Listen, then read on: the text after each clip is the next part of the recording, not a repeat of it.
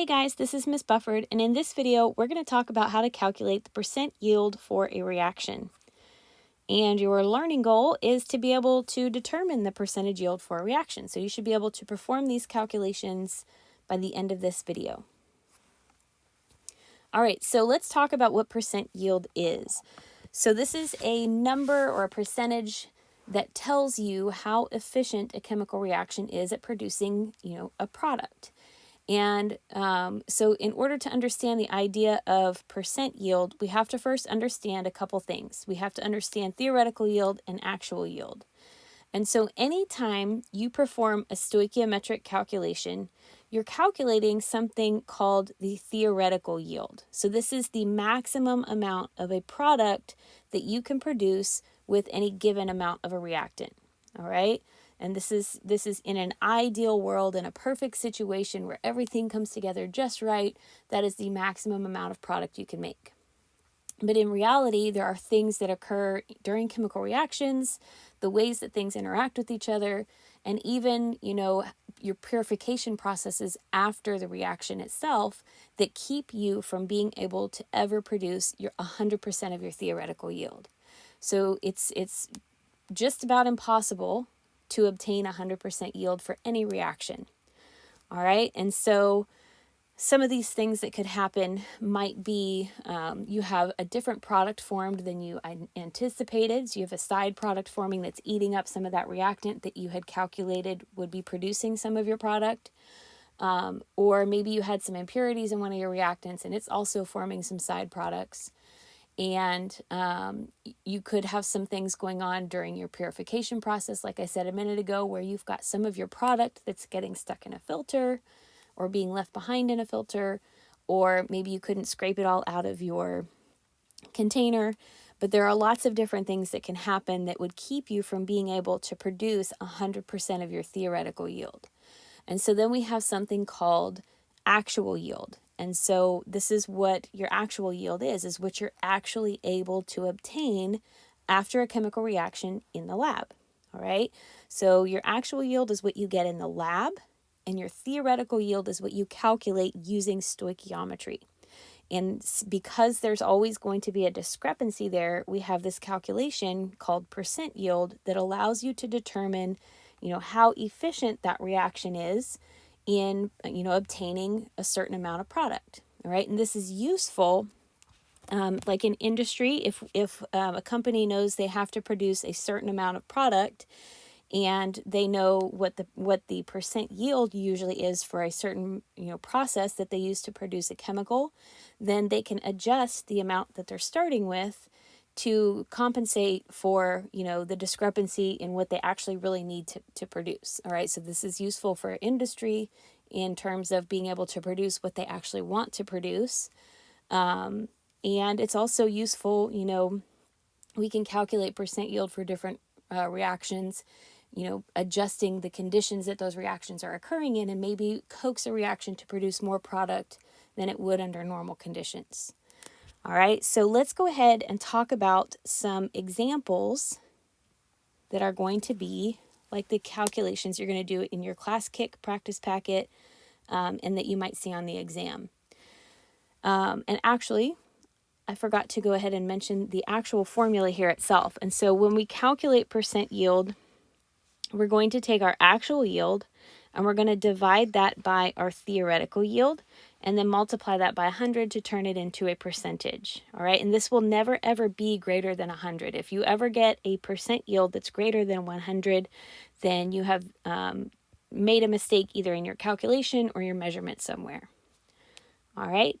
So now let's go ahead and talk about the first example. So you will get problems where I actually give you the actual yield and the theoretical yield, and all you have to do is plug it into that calculation. But most of the problems that you're going to see in your ClassKick practice, and you will see a problem like this on the test, where you have to do a little extra calculation than just to plug everything into that formula. So this example says 117 grams of phosphorus reacts with bromine according to the reaction equation shown below. After a scientist performs the chemical reaction, they find the actual yield of phosphorus tribromide to be 714 grams. Calculate the percent yield. All right, so this is what we're being asked to do eventually. And I need to make sure that I have all of the components I need in order to calculate that percent yield. So I know I'm going to need an actual yield and I'm going to need a theoretical yield. All right, so what I want to do first is I want to first identify what my actual yield is going to be. All right, so in this problem, if I reread everything, this problem actually uses the term actual yield of phosphorus tribromide to be 714 grams. The problems are not always going to tell you what the actual yield is. They're going to say this was produced, or this was made, or this reaction yielded this much product. All right. And so you have to be able to read these and pick out which number it's giving you that's your actual yield. And so what I'm going to do is I'm going to take my actual yield and I'm going to write it underneath the substance that it belongs with in this chemical equation. All right, so there's my actual yield of phosphorus tribromide. And because I know that my actual yield is given in phosphorus tribromide, I know I'm also going to need a theoretical yield for that same compound, because if I'm calculating, the percent yield for a specific product, I want my actual yield and my theoretical yield to come from the same substance. All right, so I'm going to write theoretical yield here, and I need a number for that. I'm not sure what it is yet, so let's go ahead and look at the problem again. This says I have 117 grams of phosphorus. So that is not phosphorus tribromide. That means I have 117 grams of this substance right here. But the problem doesn't give me any other information. And so what I know now is that I'm going to have to calculate my theoretical yield. All right. And so I'm going to need to perform a stoichiometric calculation here. And I'm going to have to start with phosphorus here, and I'm going to have to calculate a theoretical yield for phosphorus tribromide. So remember that this actual yield right here, that's not anything that was calculated. That was actually, this reaction was performed and somebody measured out that they were able to obtain 714 grams of this phosphorus tribromide. So we're not going to use that number in our stoichiometric calculation. We're going to save that to plug into our calculation for percent yield at the end. All right. But in order to do that, remember, I have to have a theoretical yield as well. And so that's why I want to perform my stoichiometric calculation to calculate that theoretical yield. One other thing that I want to point out is that our actual yield is given in units of grams. And I'm going to want my theoretical yield to also be in units of grams, because I can't plug them into the same equation if they're not expressed in the same units. So I know that I'm going to have to calculate this all the way to grams in my problem. And what that allows me to see is that the calculation for the stoichiometric calculation I'm going to have to perform is going to be a mass to mass calculation. I'm going to start with a mass of phosphorus, and I'm going to have to end with a mass of phosphorus tribromide. All right. One other thing that we're going to have to do for this problem is make sure that our chemical equation is balanced properly. And so if I take a look over here, I've got 4 phosphorus on my reactant side. I'm going to need to have 4 of those on my product side. And that means I'm going to have 12 bromine over here. And so I'm going to have to put a 6 here so that I end up with 12 bromine on my reactant side as well. All right. And phosphorus, there's just one of those. We don't normally write ones there, but because we're doing stoichiometry, I'm just going to go ahead and put it there so it's easy to see. All right. And so remember, like I said, for stoichiometry, we're going to start with phosphorus because that's the one that I know how much I have to begin with. And I'm going to calculate a theoretical yield for phosphorus tribromide. All right, so let's go ahead and we're going to start our stoichiometric calculation with 117 grams of phosphorus. And then what I want to do, I'm doing mass to mass stoichiometry. So the first step here is I need to convert from grams to moles by dividing by the molar mass for phosphorus. So my step 1 is to divide by the molar mass so that I can convert this to moles. And the molar mass for 4 phosphorus atoms is going to be 123.8 0.8 grams of phosphorus for every 1 mole of phosphorus. All right. And so now I can see that grams of phosphorus will cancel out, and I'm left with units of moles of phosphorus. All right. And so now that I'm in moles, because this is a stoichiometry problem, I'm going to go ahead now and set up my mole ratio. All right. So let's think about what our mole ratio is going to be. If I look at my balanced equation, I'm dealing with phosphorus and phosphorus tribromide. So that means I'm going to go ahead and write the ratio out just so we can see just the ratio. So I have 1 mole of phosphorus for every mole, for every 4 moles of phosphorus tribromide. So there's my ratio that I need. And I'm going to use that ratio to write my conversion factor, my mole ratio. So I want moles of phosphorus to cancel out. So I'm going to take this 1 mole of phosphorus and I'm going to write it down at the bottom of my mole ratio because I want to set this up so that my units are going to be canceling out. And then I'm going to take this 4 moles of phosphorus tribromide and I'm going to put it on the top because that's the unit that I want to end up with. And actually, that should be moles of phosphorus tribromide. All right, so there's my mole ratio. And now if we're taking a look, moles of phosphorus will cancel out and I'm left with moles of phosphorus tribromide.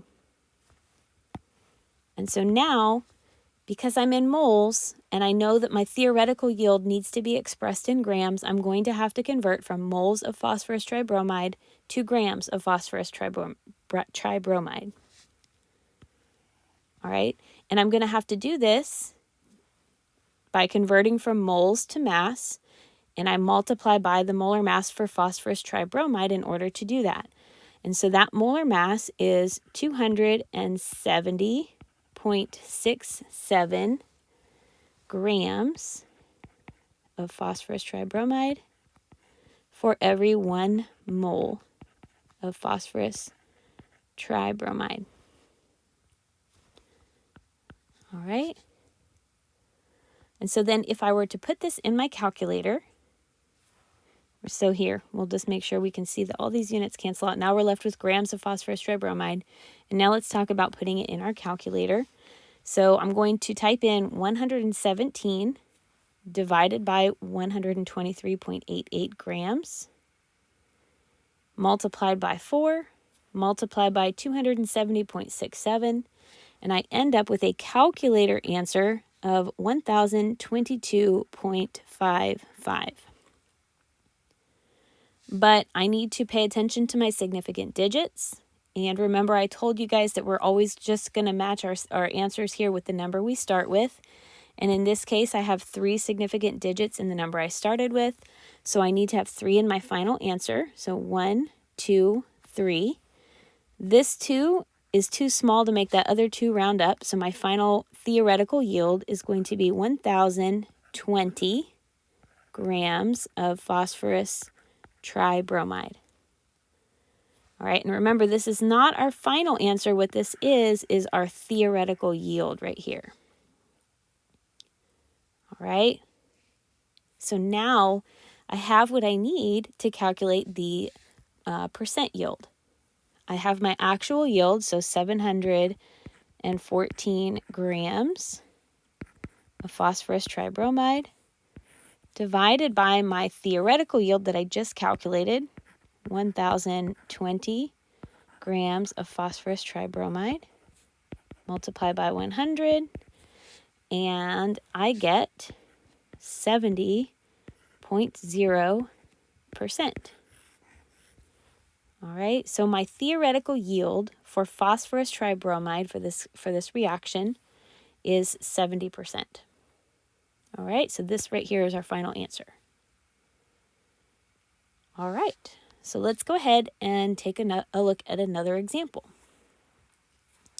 And we're going to do this one.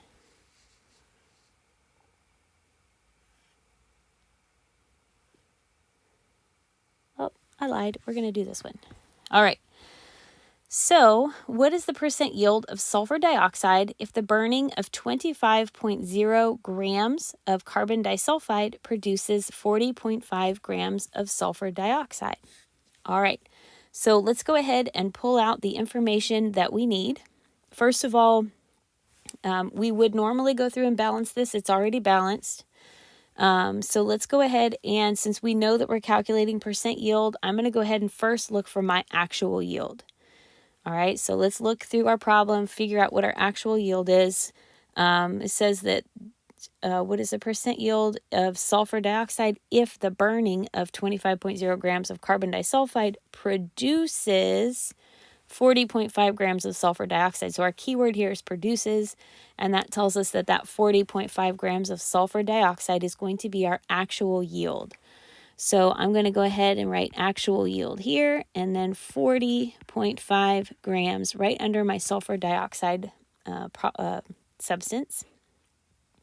And then I know automatically that I'm going to need a theoretical yield in order to calculate my percent yield of that substance. And the problem is also telling me that I have 25 grams of carbon disulfide. All right, so that's a total different substance. So I'm going to have to put 25.0 grams of that right under that substance in the reaction. All right, so remember, we do have to have that theoretical yield. And because my actual yield is given in grams, I'm going to have to calculate this theoretical yield all the way to grams. And I'm starting with grams here, and so I'm going to be ending with grams here. And that means that this is going to be a mass-to-mass stoichiometric problem. Right, so I'm going to use this 25 grams of carbon disulfide to calculate my theoretical yield for sulfur dioxide. All right, so I'm going to start this calculation with my 25.0 grams of carbon disulfide. And I am in grams, so my next step is to convert to moles, because I have to be in moles in order to use my mole ratio. And so the molar mass for carbon disulfide is 76.15 grams of carbon disulfide for every mole. All right. And now we can see that grams of carbon disulfide will cancel out, and I'm left with moles of carbon disulfide. And now that I'm in moles, I can go ahead and set up my mole ratio. And so let's go ahead and take a second to write out our ratio so that we can see which components we have to put on the top and bottom of our mole ratio. So I'm starting here with 1 mole of carbon disulfide for every 2 moles of sulfur dioxide. And remember, these numbers of moles here come from our coefficients in our balanced chemical reaction. All right, so I need the units of moles of carbon disulfide here to cancel out.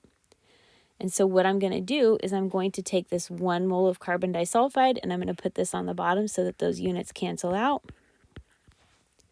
And I'm going to put my 2 moles of sulfur dioxide on top, so that when the units of moles of carbon disulfide cancel out, I am left with units of sulfur dioxide. And that's what I'm trying to figure out.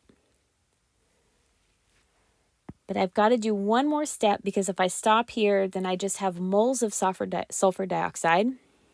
But I need it to be in grams because my actual yield was given in grams as well.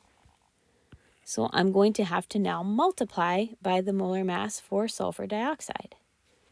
So I've got 64.07 grams of sulfur dioxide. That's the molar mass for sulfur dioxide over 1 mole. So now we can see that moles of sulfur dioxide will cancel out, and I am finally left with grams of sulfur dioxide.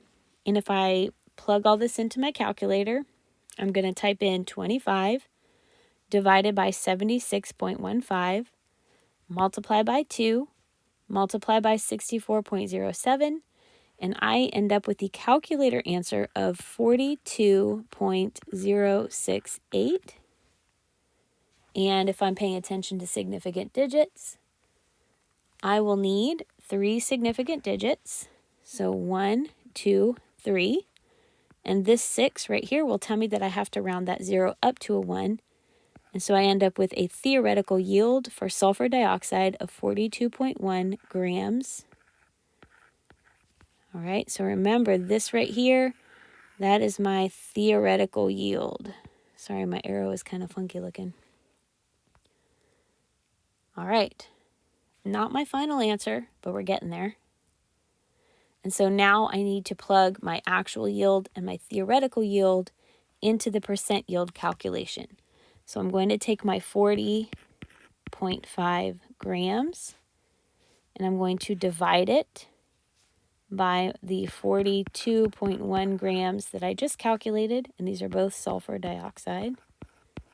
Multiply by 100, and in my calculator, I get 96.2%. All right. So here is my final answer for this problem, 96.2%. That's a pretty good yield. All right. So let's go ahead and we will do one more example. This one is a little bit more, it looks a little bit more intimidating because the substances have, bigger formulas, but it's the same thing. All right.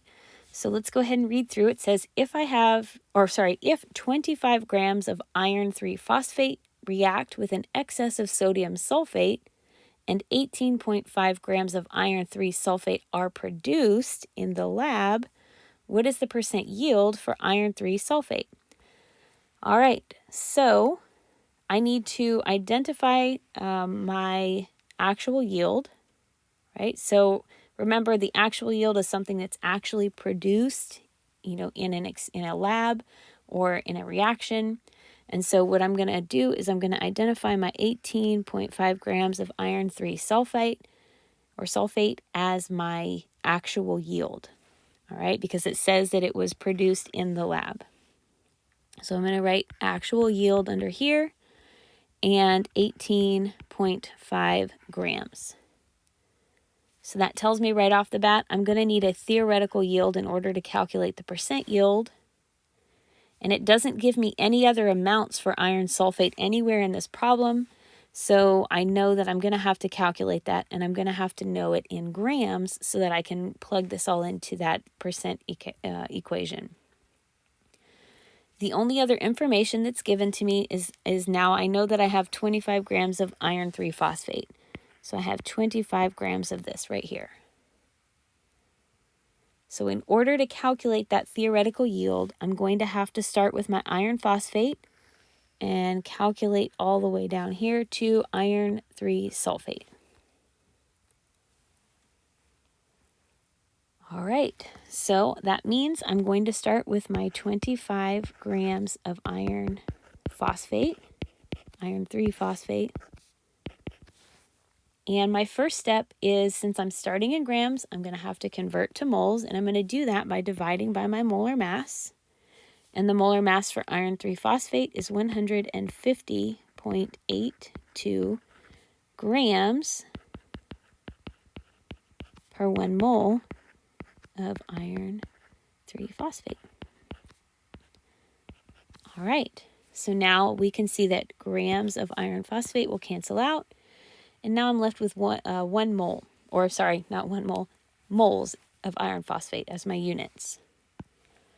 And so now that I'm in moles, I can go ahead and set up my mole ratio.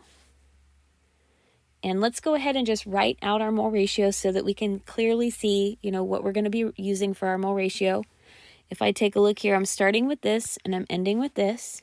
So I'm going to have 2 moles of iron 3 phosphate for every 1 mole of iron 3 sulfate. All right. Now I want to set my mole ratio up so that moles of iron phosphate are going to cancel out. So I'm going to take this 2 moles of iron phosphate and I'm going to put it on the bottom. And then I'm going to write 1 mole of iron 3 sulfate on top. And we can now see that 1 mole of iron phosphate up here will cancel out with this mole of iron phosphate down there because they're on opposite sides. And now I'm in units of moles of iron 3 sulfate. So now I know I'm going to need my theoretical yield in grams. So I need to multiply by the molar mass now for iron 3 sulfate. So the molar mass is going to be 399.9 grams for every 1 mole. And I know that it is very tedious and time consuming and it makes your hand hurt to write all these units, but it is so important that you guys are keeping track of these units. If you are just writing numbers for these calculations, it will eventually come back to haunt you. So get in the habit of writing your units and your labels for each of these numbers in stoichiometry. All right. All right, so now let's go ahead and plug this into our calculator. So I'm going to plug in 25 and I'm going to divide it by 150.82. I'm going to divide that by 2, and then I'm going to multiply that by 399.9. And in my calculator, I will get 33.1438, all right? And I need to round that to the correct number of significant digits. And I started here with 2, and so I'm going to end with 2. So 1, 2. And then that means I have 33 grams of iron 3 sulfate. All right.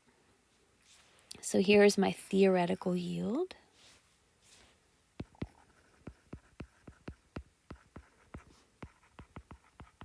Since I can't really draw my arrow up there. All right, now I know what my theoretical yield is, I know what my actual yield is, and now I can calculate the percent yield for iron 3 sulfate for this reaction. So what I'm going to do is I'm going to take my 18.5 grams of iron 3 sulfate. I'm going to divide it by the 33 grams of iron 3 sulfate that I just calculated. Multiply by 100. And I end up with 56% yield. So this reaction yielded a 56%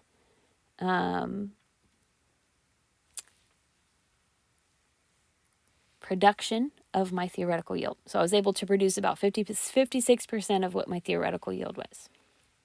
All right. So I hope this video is helpful. If you have any questions, please go ahead and make notes about what you have questions about so that you can ask them in class. And I will see you guys then.